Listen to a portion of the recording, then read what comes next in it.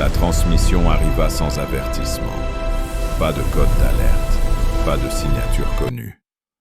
Juste une image stable, trop stable pour être naturelle.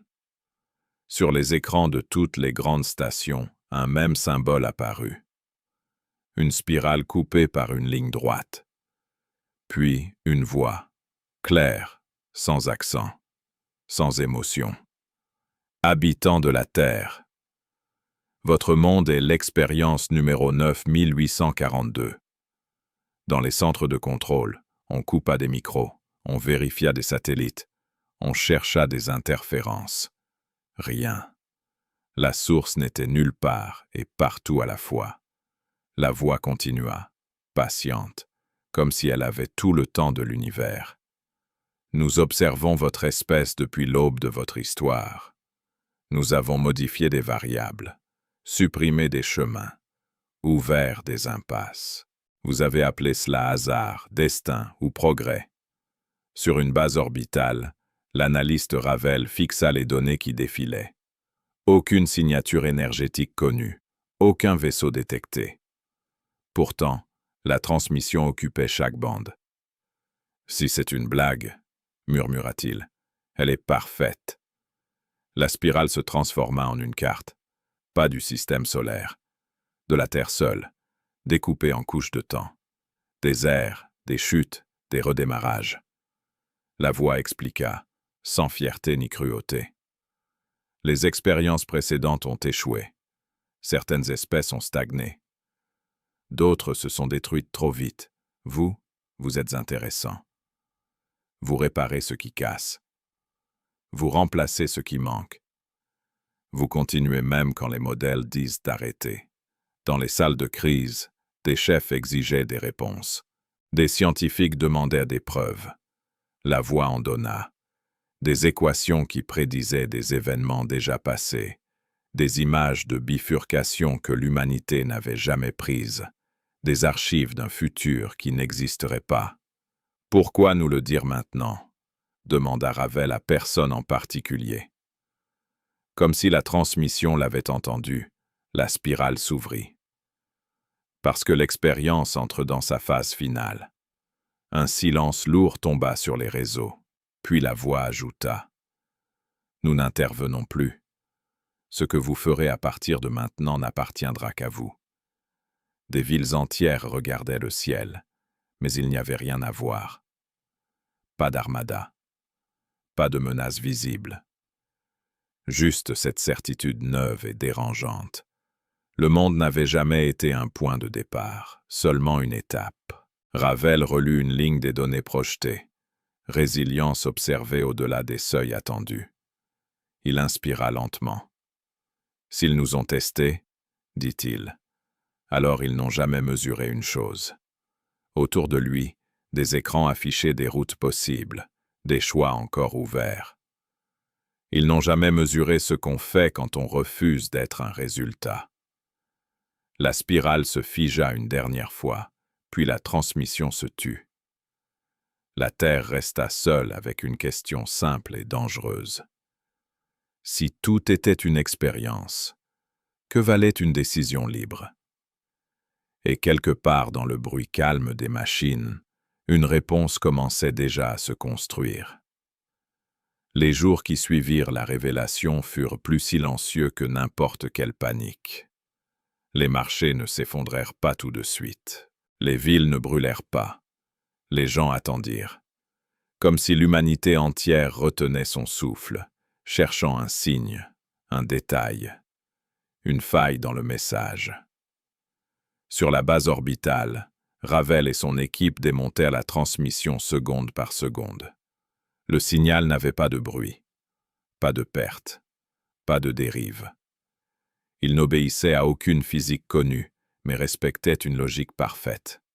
« Ce n'est pas une menace, » dit un technicien, « c'est un constat. » Ils découvrirent alors autre chose. Des fragments de données cachés dans la carte en spirale. Des couches de simulation. Des mondes presque identiques à la Terre, avec de petites différences. Dans l'un, L'électricité n'avait jamais dépassé le stade expérimental. Dans un autre, l'exploration spatiale s'était arrêtée avant de commencer. Des milliers d'échecs silencieux. Nous sommes le 9842, murmura Ravel. Pas le premier. Juste celui qui a tenu assez longtemps. Sur Terre, les gouvernements se divisèrent. Certains voulaient provoquer les observateurs, d'autres voulaient les supplier. Mais la voie avait été claire. Aucune nouvelle intervention. Ce vide de réponse était plus inquiétant que n'importe quelle menace directe. Un message humain fut pourtant envoyé, simple, sans défi. « Qui êtes-vous » Aucune réponse. Alors les humains firent ce qu'ils avaient toujours fait quand l'univers se taisait. Ils construisirent. Des réseaux indépendants furent créés pour vérifier chaque donnée. Des équipes ouvertes partagèrent les archives de la spirale.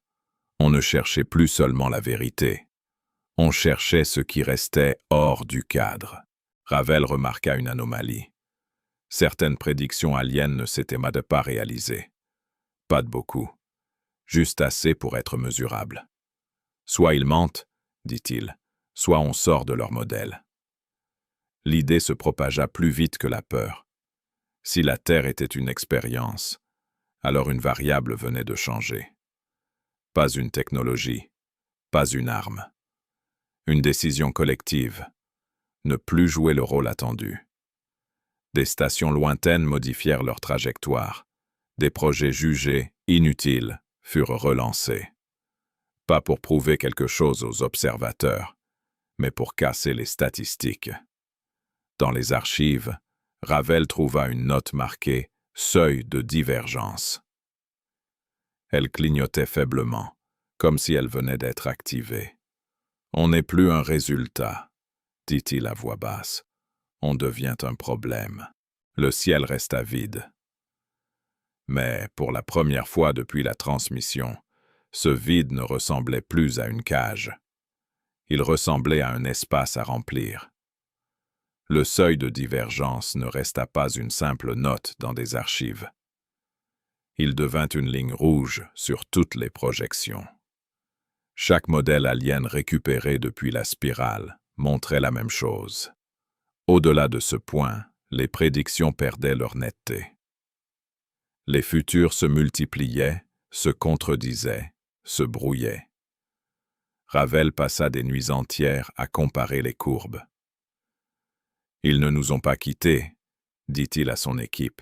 « Ils ne peuvent juste plus nous lire. » La nouvelle ne fut pas annoncée comme une victoire. Elle circula comme un outil. Discret, dangereux, utile. Des consortiums civils prirent des décisions que personne n'aurait validées avant. Des flottes modifièrent leurs plans pour des raisons qui n'entraient dans aucun tableau de rentabilité. On lançait des projets sans objectif clair, sinon celui de créer de l'imprévu. Dans une station de recherche lointaine, un groupe tenta de reproduire la spirale. Ils échouèrent. Pas parce que la technologie manquait, mais parce que le signal n'acceptait pas d'être imité. Ce n'est pas un appareil, conclut Ravel, c'est un regard.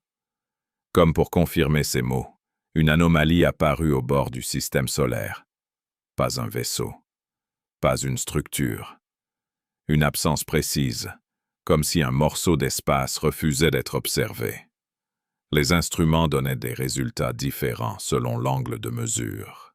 Les observateurs cherchent un nouveau point fixe, dit un ingénieur, et ils ne le trouvent pas. Un message humain fut préparé, puis annulé, puis préparé de nouveau, plus simple.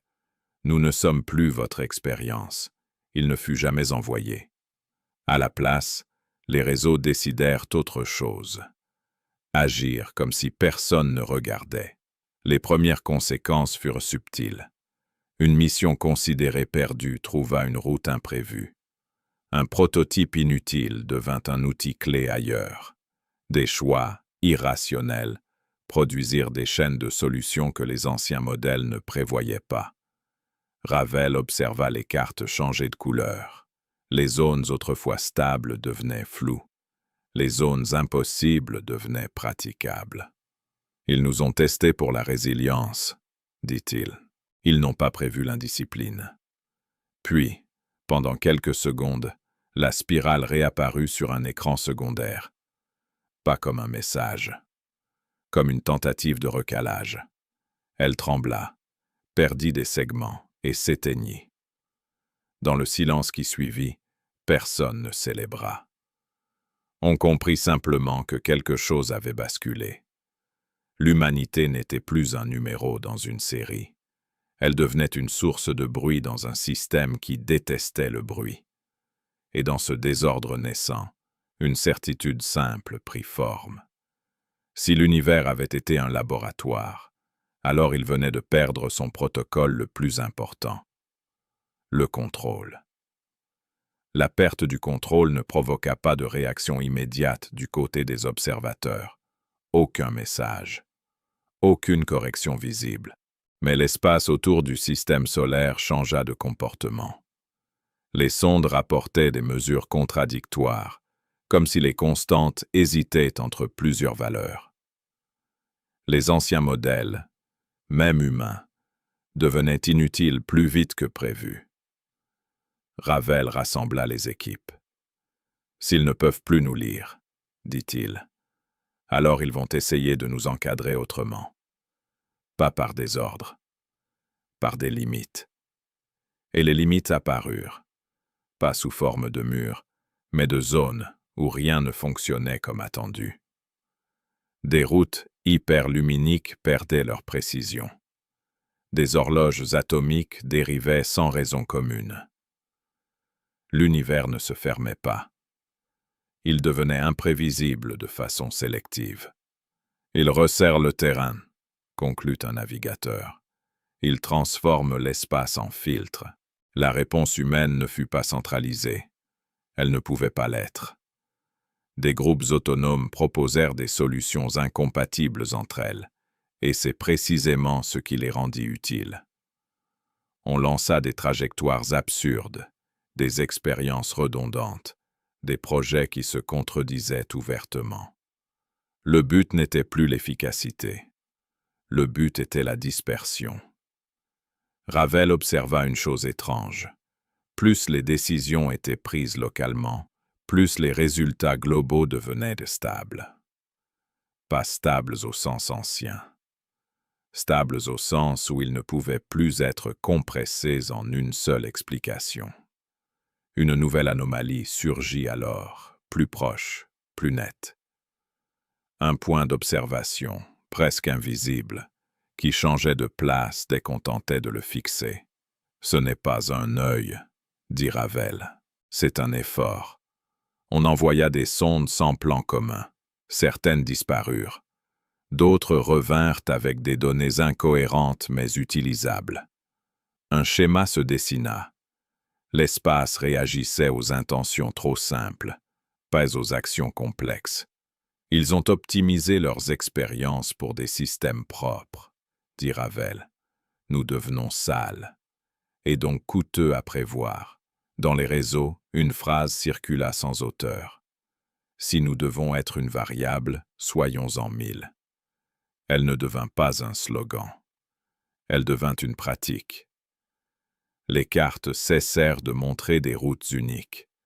Elles affichèrent des nuages de possibilités, changeants, vivants. L'humanité n'avançait plus en ligne droite. Elle avançait en éventail. Et quelque part, au-delà des instruments, quelque chose tentait encore de réduire ce chaos en formules. Sans succès visible.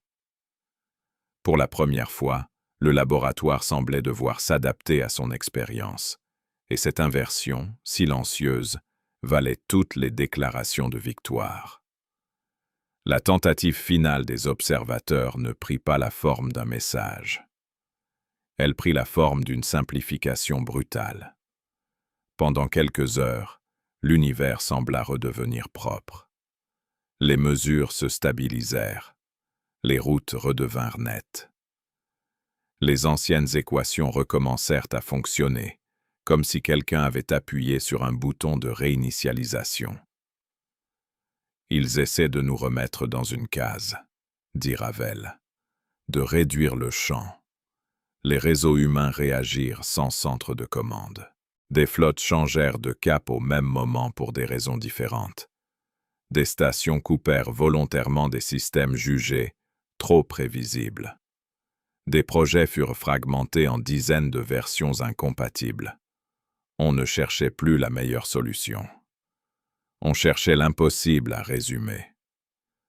La spirale réapparut une dernière fois, plus faible, incomplète.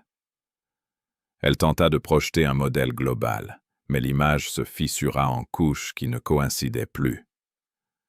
Les observateurs n'avaient pas perdu la puissance, ils avaient perdu la compression. Ravel regarda les données et comprit. Une expérience doit rester lisible. Nous ne le sommes plus. Un point d'observation se matérialisa brièvement, comme une hésitation du réel. Pas un vaisseau, pas une structure, un calcul qui cherchait un appui et n'en trouvait pas. Les sondes l'encerclèrent sans plan unique. Les résultats furent inutiles ensemble, mais utiles séparément. Le point se dissipa, comme une idée abandonnée. Alors la simplification s'effondra. Les constantes redevinrent multiples. Les routes, floues. Mais quelque chose avait changé. L'humanité savait désormais reconnaître les tentatives de cadrage. Et elle savait comment y répondre, par l'excès de chemin. Au conseil improvisé des réseaux, aucune proclamation ne fut faite. On valida seulement une règle simple, ne jamais redevenir un système propre. Pas par désordre gratuit, mais par diversité active. Ravel grava un message dans les archives ouvertes. Nous avons été l'expérience 9842.